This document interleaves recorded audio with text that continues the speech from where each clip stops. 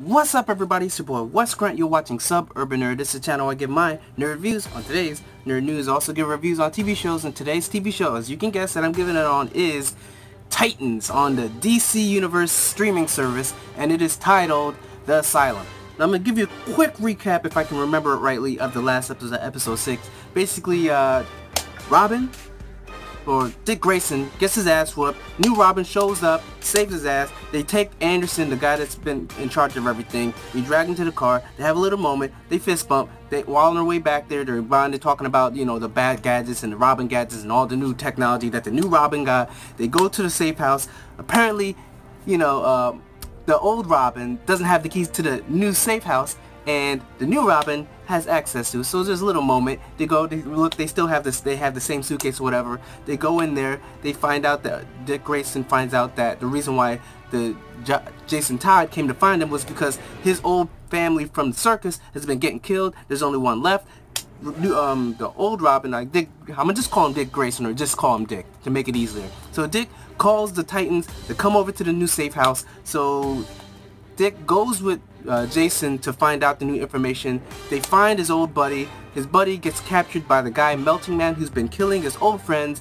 They go to find the guy. He gets called out because the Melting Man knows who Dick Grayson is, and is figured out because he blames him for his father's death and his family's death and his wife, his mom, his dad, pretty much his whole family, because his dad was under protective service, and when Dick let him get killed, they didn't have that protective service no more, so therefore the mafia came after him, and that's why he's trying to kill everybody.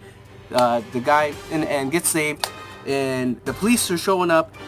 Jason Todd said, let me take care of this, and that's when the dude just goes crazy and whips all their asses, breaks some of them. I don't know, I think some of them got killed, I'm telling you, because he took the other police guy's gun and was like shooting some of them down, and then he went, took some guy, broke him over his freaking knee. And then I was like, whoa, what's going on? And I thought the old Robin, Dick Grayson, was bad. This dude just don't give a fuck. And it's police too. The old Grayson does the bad guys, which, okay, you deserve that maybe. But the new one, oh, no care. He was like, they've been beating me down all my life, but let me get a chance to beat them down. He's like, yo, Batman wouldn't want this. He was like, Batman ain't here. And then he basically calls Dick Grayson out for trying to be Robin, even though he says he's not trying to be Robin. And that's how the episode ends. This episode starts off where the old episode ends, where the guy Anderson's still locked up in the bathroom. They tell Raven about the guy, whatever, and Raven's like, let me talk to him. So Raven goes into the bathroom. The guy's talking, preaching all like, you're our savior, you're gonna heal the earth, you're gonna heal everything. And somehow there's a thermometer inside the bathroom, which I don't ever recall ever seeing. Maybe because this was a little nice apartment building, so maybe people want to know the exact temperature of the water they're washing over their body, you know, like it's Aquafina or something coming out of the faucet, and they just, I don't know. All I know is the guy breaks it, slices his throat, and says, heal me, and then she comes up, puts her hand and heals him, sort of like she did with the deer. And I remember something, but I'm gonna just bring it up a little bit later. So anyways, she heals him, he comes back. The Robin or Dick Grayson and Starfire, they go to talk to him. They're like, how did you know? He was like, I know everything. Then so, you know, Dick's like, alright, puts him up to the wall, and he's like, tell us everything. And then they go back to Raven, tell her that her mom's apparently still alive, and she's being locked up in this asylum. And she's like, yo, let's get him. And then Dick is like, hold on, we need a plan. She's like, no, let's just get him. Like, whoa, no, like, we're not just gonna run in. For all we know, it could be a trap. The dude, you know, he is a bad guy. He could be telling us some stuff just to get us there. You know, let's make a plan. Let's do some recon, and then we'll go. She's like, no, we gotta go right now. I mean, right now. I don't care. Just let's leave. Let's not even bring any clothes. Don't look for gas. I don't want to even bring my jacket because I don't care. I want to find my mom now. Just like how serious she is. So, and she's like, do you care? Like, Starfire, do you agree? And she's like, yeah, kinda. It is a plan. Like, we don't just run out there. It could be a trap. Let's plan it out. And she was like, baseball, you agree? He's like, And he's like, alright, fine. She storms off, goes to the room. Beast Boy, let me talk to her. He goes, and then come to find out, he was like, yeah, let's go. I liked him. I found out that, you know, with the professor, it's pretty much good to just say you agree with them, so they tend to leave you alone, which is, I guess, is true. But this dude, you can't go off of him. He's under the power of the P, you know. He's like, Let the power of P control you. Let the power of P control you. Because this dude would probably walk into a pit of lava for this girl, for Raven, because he's just so crushing on her. Which, I mean, it's cool and all, but at the same time, like, it makes sense. Make a plan. It ain't like he said, no, we're never gonna go. There's no point in going. He just said, let's do a little recon, plan it out, then go. But she didn't even want to do 1, 2. She just wanted to go straight 3. So they go off, and then Robin comes in the room and is like, oh, hell no, they did not just go. So then you see Raven and Beast Boy, they go over there. They get into the fence, and like, I don't even know if it was like a full minute before Beast Boy was tasered, and then she was tasered, and then they're already gone, and then you got Starfire and Robin show up, and they're like, how much you want to bet? They were kind of captured in the first 5 minutes. He was like, let's go, because he knows, like, yo, what is these kids ain't ninjas. They ain't never snuck into nothing before. The most they've done is snuck out of a window of a house or whatever, trying to rebel a little. You ain't trying to sneak into a base, so they go, and then Starfire and Robin, they're in they go down and below, and then that's when they see Beast Boy on a wheelchair, and then there's some 2 doctors or whatever, not even doctors, like some helpers, whatever. They go up, and then the lady doctor professor is like, I wouldn't do that for you if I was you. If you make a move, we're gonna kill him, we'll shoot him, and then yeah, that's what it is. And then Starfire steps in front. He's like, hold on, these are gas lines. You're gonna torch all of us if you do anything. So they get captured. Then they get all split up, and this is what we saw in the preview, where they're pretty much all getting like tested or tortured or seeing what their limit is. Robin, he's being drugged up. He's locked in a seat where he can't move nothing. His head's like this. His eyes are open, and he can't do nothing. And they straight up take this needle. I swear to God, it had to be like a Snapple bottle's worth of liquid in there, because that thing was like this big, this thick. It's like, and then they injected it all into. I'm like, I don't even know if your body can take that much external fluids inside of it without dying. But hey, that's what happened in the movie. Hopefully I'll never find out if you need that much liquid, because normally I'm used to little needles. Or if you're getting a big needle, you're taking out bone marrow or something from you. Putting that much in, I don't know what your body will do with that. But they do that with him. You see Beast Boy getting tasered, and they want to see him change into an animal, and he's not, and they keep tasing him, and keeps tasing him, and keeps tasing him, and we're like, you'll break sooner or later. Then you got Starfire up on a surgery table, and they got this laser, and they're cutting through her, opening up her stomach while she's got this thing all on her mouth, so she can't even scream or nothing. And then they switch back to Raven. And she's sleeping on the couch. She wakes up with the dude Anderson pouring some tea, and she was like, "What? Who? Huh? Where? How did you get out?" And he was like, "Yeah, just slow down. I want to help you. Just call your father. That's all you do. Call your father." And she was like, "What about my mom?" He was like, she tried to keep you from us. So no, I'm not gonna let you see her." She was like, "Really?" And then he was like, "Yeah.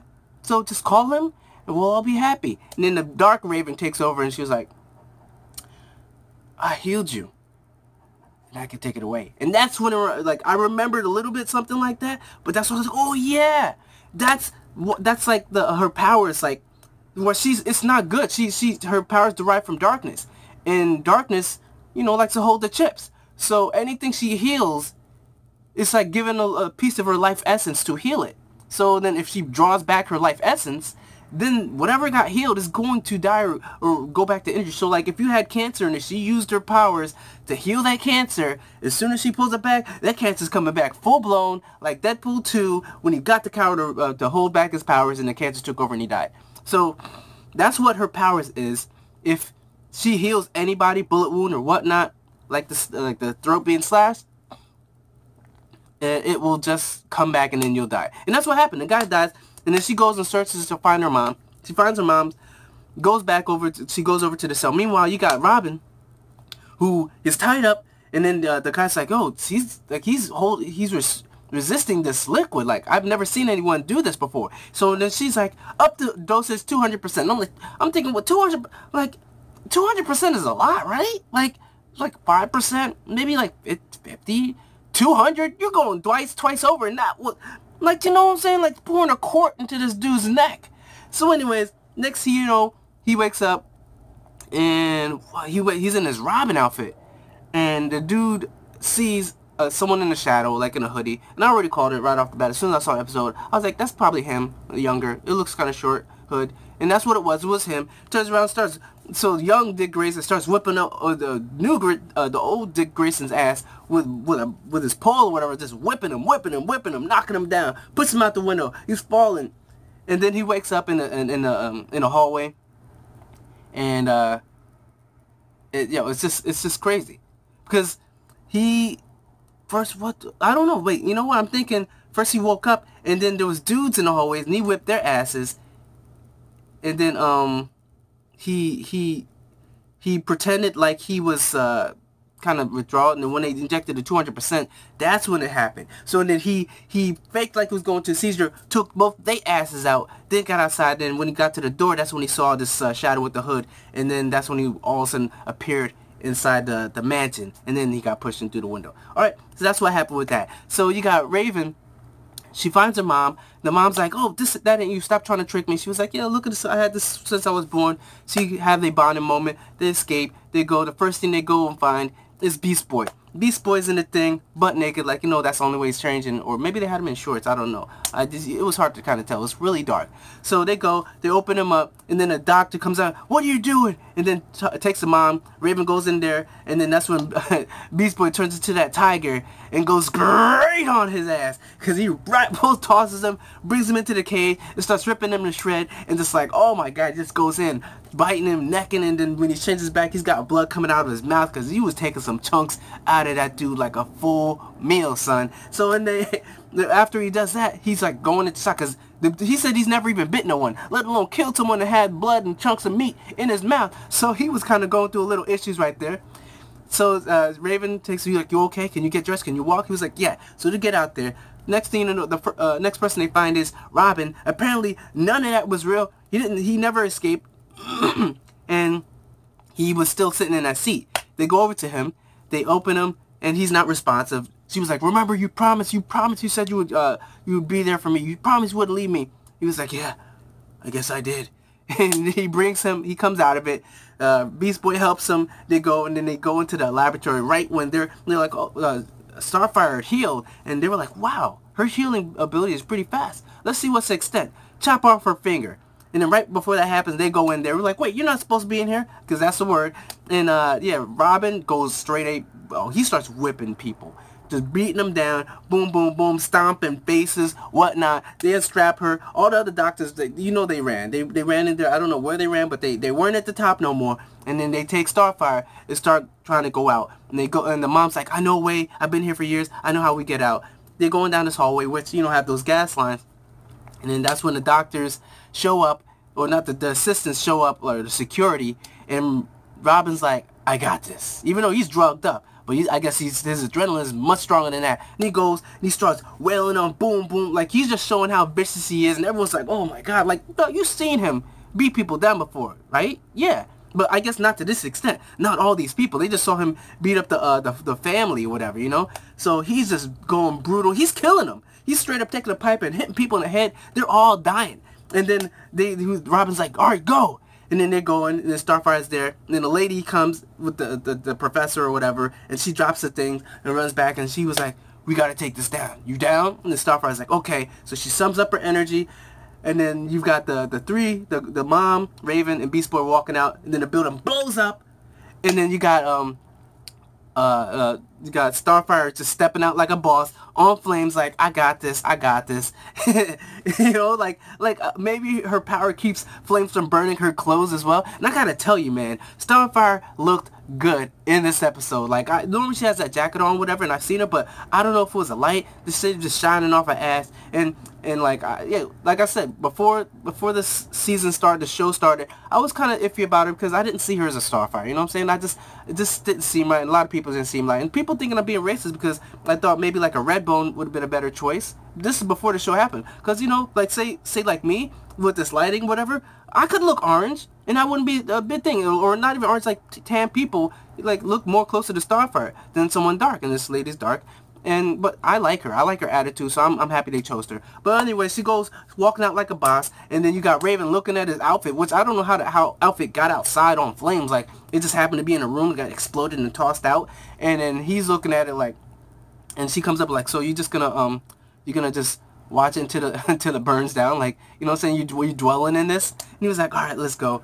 So and then they go, and then that's how the episode ends. And I was, I like this episode, but I tell you what, man, like those kids are stupid, but you know what, teenagers never listen, and they always getting you into trouble. Always getting into trouble. So, but at least Raven sees that, Robin does, he does care about her, and he's down for her. So hopefully she don't do some stupid shit like this again, and just listen to him, because the dude's a strategist, and he's been keeping you alive so far, so don't just run off on your own.